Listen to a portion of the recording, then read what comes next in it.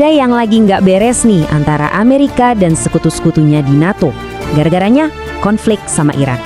Waktu Washington minta tolong, aliansi militer terkuat di dunia ini malah kayak buang muka. Jadi, pertanyaannya, aliansi militer paling powerful di planet ini lagi di ambang perpecahan. Kok bisa? Apa sih yang sebenarnya terjadi di balik semua ini? Oke, kita bedah satu-satu ya. Kita mulai dari sisi Amerika dulu. Di sini, Presiden Trump itu benar-benar frustrasi. Dia ngerasa dikhianati sama sekutunya sendiri. Menurut dia, ini tuh nggak adil banget. Nah, coba dengerin kata-katanya Trump sendiri. NATO itu jalan satu arah. Maksudnya, Amerika ngerasa udah ngelindungi Eropa habis-habisan. Tapi giliran mereka butuh bantuan, dicuekin. Dan unek-unek ini tuh bukan asal ngomong, no. Coba bayangin, selama puluhan tahun, Amerika itu udah keluar duit ratusan miliar dolar buat ngejagain Eropa lewat NATO. Jadi wajar kalau Trump mikir, hey, kita udah lakuin bagian kita, bahkan lebih. Nah, puncaknya itu di Selat Hormuz. Situasinya genting. Amerika butuh banget bantuan kapal perang dari Eropa buat ngebuka blokade Iran. Ini krusial loh, soalnya nyangkut pasokan minyak dunia. Harapannya sih dibantuin, ya kan? Kenyataannya, mereka dapat penolakan mentah-mentah. Oke, itu tadi versi Amerika. Tapi kan setiap koin punya dua sisi. Sekarang kita coba lihat dari sudut pandang Eropa. Kenapa sih mereka sampai bilang enggak ke sekutu terkuat mereka? Jadi gini, penolakan Eropa ini bukan cuma reaksi spontan atau emosional. Ada 3 alasan utama di baliknya dan semuanya udah dipikirin matang-matang. Pertama, mereka ngerasa diabaikan. Kedua, ada soal perjanjian. Dan ketiga, ini yang paling penting, soal ketakutan.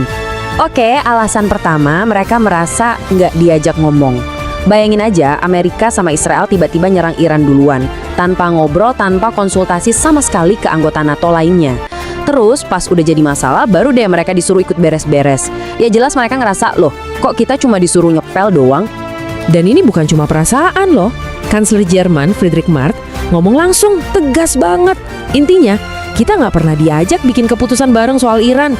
Jadi ya, jangan tanya soal kontribusi militer Jerman. Jelas banget kan? Buat mereka, ini bukan kerjaan aliansi, tapi aksi sepihak Amerika. Nah, sekarang alasan kedua, dan ini nyentuh jantungnya NATO. Penting banget buat dipahami. NATO itu dari awal dibentuk sebagai aliansi pertahanan, defensif. Pasal 5 yang terkenal itu yang bilang satu diserang semua membela, itu cuma berlaku kalau anggotanya diserang duluan. Kata kuncinya, diserang duluan. Nah, nyambung ke situ, para pemimpin Eropa ngelihat konflik Iran ini beda cerita. Menurut mereka, ini bukan anggota NATO yang diserang, tapi malah Amerika yang mulai duluan. Ini tindakan ofensif. Kalau NATO dipaksa ikut perang ofensif, itu sama aja melanggar prinsip dasar aliansi mereka sendiri. Dan itu batas yang nggak mau mereka langgar. Oke, kita sampai di alasan ketiga, dan ini mungkin yang paling rumit. Kita nggak lagi ngomongin soal prosedur atau perjanjian. Kita ngomongin soal strategi, perhitungan untung rugi, dan ketakutan yang sangat nyata bagi Eropa. Pasti ada yang mikir, ya udahlah, demi jaga hubungan baik, kenapa nggak dibantuin aja sih?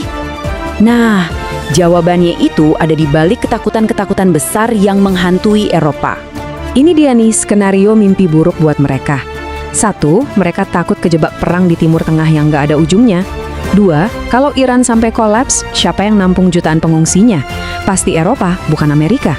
3, mereka juga sadar resiko ngirim kapal perang ke Selat Hormuz itu tinggi banget, bisa-bisa malah jadi target empuk. Jadi penolakan ini pada dasarnya adalah cara mereka buat melindungi diri sendiri. Dan ada satu lagi permainan strategis di sini. Eropa itu tahu banget kelemahan Trump, ekonomi Amerika. Jadi, dengan mereka nggak ikut campur, blokade di Selat Hormuz terus berlanjut. Artinya apa? Harga bensin di Amerika naik. Nah, tekanan ekonomi inilah satu-satunya senjata yang mereka punya buat maksa Trump supaya cepat-cepat nyelesain perang ini.